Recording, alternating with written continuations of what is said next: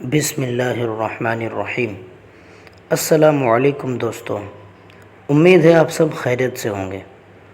ہاں تو دوستو، سلطان صلاح الدین ایوبی کے خیمے کے باہر کھڑے محافظ دستے کے کمانڈر نے کہا، بادشاہوں کا کوئی کردار نہیں ہوتا۔ صلاح الدین ایوبی شراب بھی پیتا ہوگا، ہم پر جھوٹی پارسائی کا رعب جماتا ہے۔ ان کی نگاہوں میں صلاح الدین ایوبی کا جو بت تھا وہ ٹوٹ پھوٹ گیا تھا۔ اس بت میں سے ایک عربی شہزادہ نکلا جو عیاشی اور بدکار تھا اور پارسائی کے پردے میں گناہ کا مرتکب ہو رہا تھا۔ ناجی بہت خوش تھا۔ صلاح الدین ایوبی کی خوشنودی کے لیے اس نے شراب سونگھی بھی نہیں تھی۔ وہ اپنے خیمے میں بیٹھا مسرت سے جھوم رہا تھا۔ اس کے سامنے اس کا نائب سالار ادروش بیٹھا تھا۔ اس نے ناجی سے کہا، اسے گئے بہت وقت گزر گیا ہے، معلوم ہوتا ہے ہمارا تیر صلاح الدین ایوبی کے دل میں اتر گیا ہے۔ میرا تیر خطا کب ہوا ہے؟ ناجی نے قہقہا لگا کر کہا، اگر یہ تیر خطا ہو جاتا تو فوراً لوٹ کر ہمارے پاس نہ آ جاتا۔ تم ٹھیک کہتے تھے، ادروش نے کہا، زکوئی انسان کے روپ میں طلسم ہے، معلوم ہوتا ہے یہ لڑکی حشیشین کے ساتھ رہی ہے، ورنہ صلاح الدین ایوبی جیسے بت کو کبھی نہ توڑ پاتی۔ میں نے اسے جو سبق دیے تھے وہ حشیشین کے کبھی وہم و گمان میں بھی نہیں آئے ہوں گے۔ ناجی نے کہا، اب صلاح الدین ایوبی کے حلق سے شراب اتارنی رہ گئی ہے۔ ناجی کو باہر قدموں کی آہٹ سنائی دی تو وہ دوڑ کر باہر گیا۔ وہ زکوئی نہیں تھی، کوئی سپاہی جا رہا تھا۔ ناجی نے دور سے صلاح الدین ایوبی کے خیمے کی طرف دیکھا، پردے گرے ہوئے تھے اور باہر محافظ کھڑے تھے۔ اس نے اندر جا کر ادروش سے کہا، اب میں یقین کے ساتھ کہہ سکتا ہوں کہ میری زکوئی نے ایوبی جیسے بت کو توڑ دیا ہے۔ رات کا آخری پہر تھا جب زکوئی صلاح الدین ایوبی کے خیمے سے نکلی۔ ناجی کے خیمے میں جانے کے بجائے وہ دوسری طرف چلی گئی۔ راستے میں ایک آدمی کھڑا تھا جس کا جسم سر سے پاؤں تک لبادے میں ڈھکا ہوا تھا۔ اس نے دھیمی آواز میں زکوئی کو پکارا۔ وہ اس آدمی کے پاس چلی گئی۔ پھر وہ آدمی اسے ایک خیمے میں لے گیا۔ بہت دیر بعد وہ اس خیمے سے نکلی اور ناجی کے خیمے کا رخ کیا۔ ناجی اس وقت تک جاگ رہا تھا اور کئی بار باہر نکل کر صلاح الدین ایوبی کے خیمے کو دیکھ چکا تھا کہ زکوئی نے سلطان صلاح الدین ایوبی کو پھانس لیا ہے اور انہیں آسمان کی بلندیوں سے گھسیٹ کر ناجی کی ذہنیت کی پستیوں میں لے آئی ہے۔ ادروش، اس نے کہا، رات تو گزر گئی، وہ اب تک کیوں نہیں آئی؟ وہ اب آئے گی بھی نہیں۔ ادروش نے کہا، امیر مصر اسے اپنے ساتھ لے جائے گا۔ کوئی شہزادہ ایسے ہیرے واپس نہیں کیا کرتا۔ تم نے اس پر بھی غور کیا ہے؟ نہیں، ناجی نے کہا، میں نے اپنی چال کا یہ پہلو تو سوچا ہی نہیں تھا۔ کیا یہ نہیں ہو سکتا کہ امیر مصر زکوئی کے ساتھ باقاعدہ شادی کر لے؟ ادروش نے کہا، اس صورت میں یہ خطرہ ہے کہ لڑکی ہمارے کام کی نہیں رہے گی۔ وہ ہے تو ہوشیار، ناجی نے کہا، مگر رقاصہ کا کیا بھروسہ؟ وہ رقاصہ کی بیٹی ہے اور تجربہ کار پیشہ ور ہے، دھوکہ بھی دے سکتی ہے۔ وہ گہری سوچ میں کھویا ہوا تھا کہ زکوئی اس کے خیمے میں داخل ہوئی اور ہنس کر بولی، اپنے امیر کے جسم کا وزن کرو اور لاؤ اتنا سونا۔ آپ نے میرا یہی انعام مقرر کیا تھا نا؟ پہلے بتاؤ ہوا کیا؟ ناجی نے بے تابی سے پوچھا۔ جو آپ چاہتے تھے، زکوئی نے جواب دیا۔ آپ کو یہ کس نے بتایا تھا کہ سلطان صلاح الدین ایوبی پتھر ہے، فولاد ہے اور وہ مسلمانوں کے اوپر اللہ کا سایہ ہے؟ اس نے زمین پر پاؤں کا ٹھڈ مار کر کہا، وہ تو اس ریت سے زیادہ بے بس ہے جسے ہوا کے ہلکے ہلکے جھونکے اڑاتے پھرتے ہیں۔ تمہارے حسن کے جادو اور زبان کے طلسم نے اسے ریت بنا دیا ہے۔ ادروش نے کہا، ورنہ وہ کمبخت تو بڑی سخت چٹان تھا۔ ہاں چٹان تھا، زکوئی نے کہا، مگر اب ریتیلا ٹیلا بھی نہیں رہا۔ میرے متعلق کوئی بات ہوئی تھی؟ ناجی نے پوچھا۔ ہاں، زکوئی نے جواب دیا۔ صلاح الدین ایوبی نے پوچھا تھا، ناجی کیسا آدمی ہے؟ میں نے جواب دیا کہ مصر میں اگر کسی پر آپ کو اعتماد کرنا چاہیے تو وہ صرف ناجی ہے۔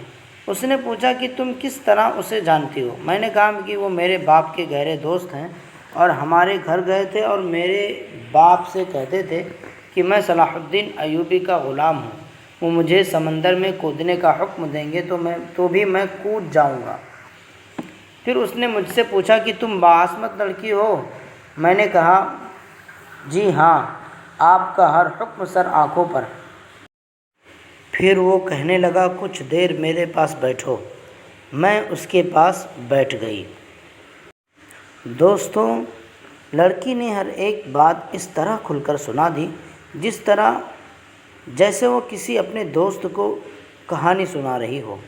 ناجی نے جوش مسرت سے اسے اپنے بازوؤں میں لے لیا اور ادروش زکوئی کو خراج تحسین اور ناجی کو مبارکباد پیش کر کے خیمے سے نکل چکا تھا۔ دوستوں، صحرا کی اس پر اسرار رات کی کوکھ سے جس صبح نے جنم لیا وہ کسی بھی صحرائی صبح سے مختلف نہیں تھی، مگر اس صبح کے اجالے نے اپنے تاریک سینے میں ایک راز چھپا لیا تھا جس کی قیمت اس سلطنت اسلامیہ جتنی تھی جس کے قیام اور استحکام کا خواب صلاح الدین ایوبی نے دیکھا تھا اور اس کی تعبیر کا عزم لے کر جوان ہوئے تھے۔ گزشتہ رات اس صحرا میں جو واقعہ ہوا اس کے 3 پہلو تھے۔ ایک پہلو سے ناجی اور ادروش واقف تھے تو دوسرے پہلو سے صلاح الدین ایوبی کا محافظ دستہ، جبکہ سلطان صلاح الدین ایوبی اور ان کے سراغرساں جاسوس علی بن سفیان اور زکوئی 3 ایسے افراد تھے جو اصل حقیقت یعنی تیسرے پہلو سے واقف تھے۔ صلاح الدین ایوبی اور ان کے اسٹاف کو ناجی نے نہایت شان و شوکت اور عقیدت مندی سے رخصت کیا۔ سوڈانی فوج 2 رویا کھڑی صلاح الدین ایوبی زندہ باد کے نعرے لگا رہی تھی۔ صلاح الدین ایوبی نے نعروں کے جواب میں بازو لہرانے، مسکرانے اور دیگر تکلفات کی پرواہ نہ کی، بس ناجی سے ہاتھ ملاتے ہی اپنے گھوڑے کو ایل لگا دی۔ ان کے پیچھے ان کے محافظوں اور دیگر اسٹاف کو بھی گھوڑے دوڑانے پڑے۔ اپنے مرکزی دفتر میں پہنچ کر وہ علی بن سفیان اور اپنے ایک نائب کو اندر لے گئے اور دروازہ بند کر لیا۔ وہ سارا دن کمرے میں بند رہے۔ سورج غروب ہوا، رات کی تاریکی بڑھنے لگی، مگر کمرے کے اندر کھانا تو درکنار پانی بھی نہیں گیا تھا۔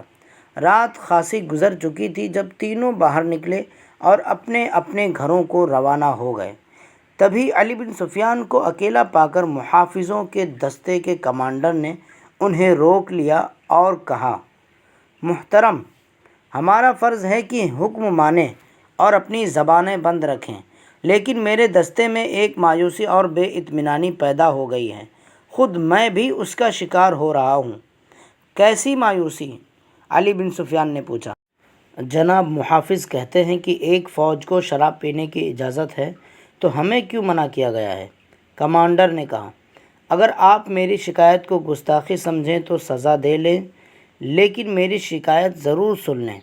ہم اپنے امیر کو خدا کا برگزیدہ انسان سمجھتے تھے اور ان پر دل و جان سے فدا تھے، مگر رات ان کے خیمے میں ایک رقاصہ گئی تھی۔ علی بن سفیان نے اس کی بات پوری کرتے ہوئے کہا، گناہ امیر کرے یا غلام، سزا میں کوئی فرق نہیں، گناہ بہرحال گناہ ہے، مگر میں تمہیں یقین دلاتا ہوں کہ رقاصہ اور امیر مصر کی خفیہ ملاقات کے ساتھ گناہ کا کوئی تعلق نہیں تھا۔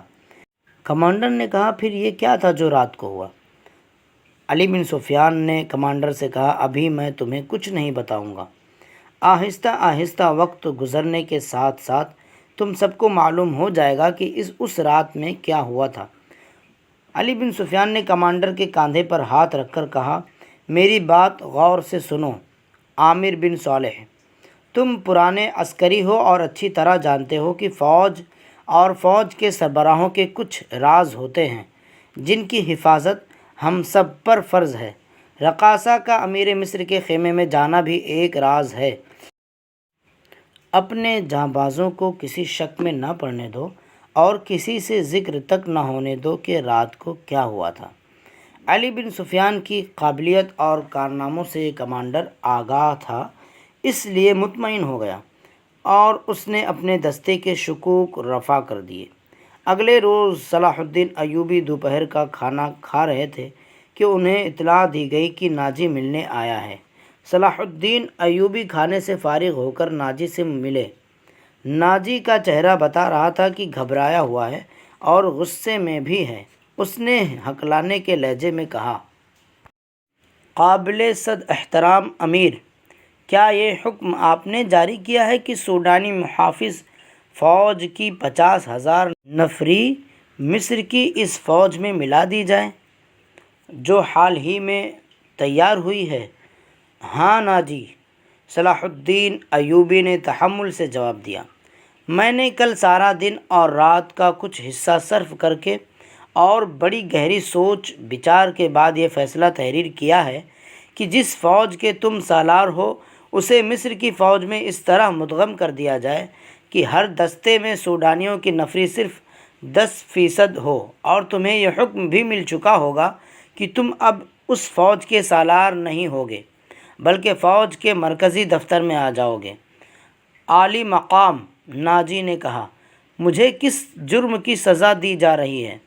اگر تمہیں یہ فیصلہ پسند نہیں تو فوج سے الگ ہو جاؤ، صلاح الدین ایوبی نے کہا۔ ناجی نے کہا، معلوم ہوتا ہے میرے خلاف سازش کی گئی ہے۔ پھر ناجی نے کہا، آپ کے بلند دماغ اور گہری نظر کو چھان بین کر لینی چاہیے۔ مرکز میں میرے بہت سے دشمن ہیں۔ میرے دوست سلطان صلاح الدین ایوبی نے کہا، میں نے یہ فیصلہ صرف اس لیے کیا ہے کہ میری انتظامیہ اور فوج سے سازشوں کا خطرہ ہمیشہ کے لیے نکل جائے، اور میں نے یہ فیصلہ اس لیے بھی کیا ہے کہ فوج میں کسی کا عہدہ کتنا ہی اونچا کیوں نہ ہو یا کوئی کتنا ہی ادنا کیوں نہ ہو، وہ شراب نہ پیے اور فوجی جشنوں میں ناچ گانے نہ ہوں۔ لیکن عالی جاہ، ناجی نے کہا، میں نے حضور سے اجازت لے لی تھی۔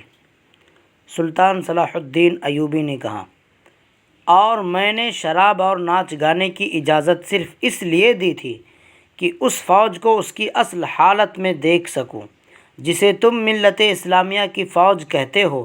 میں 50,000 نفری کو برطرف نہیں کر سکتا، اس لیے میں مصر فوج میں اسے مدغم کر کے اس کے کردار کو سدھاروں گا۔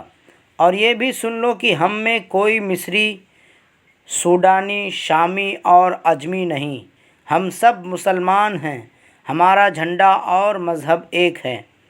ناجی نے جھجکتے ہوئے کہا، امیر عالی مرتبت نے یہ تو سوچا ہوتا کہ میری حیثیت کیا رہ جائے گی جس کے تم اہل ہو۔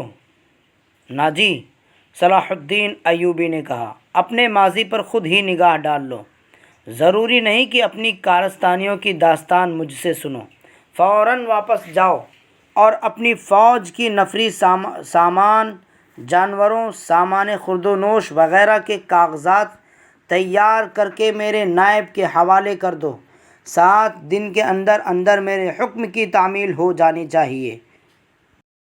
ناجی نے کچھ کہنا چاہا مگر تب تک صلاح الدین ایوبی ملاقات کے کمرے سے نکل گئے تھے۔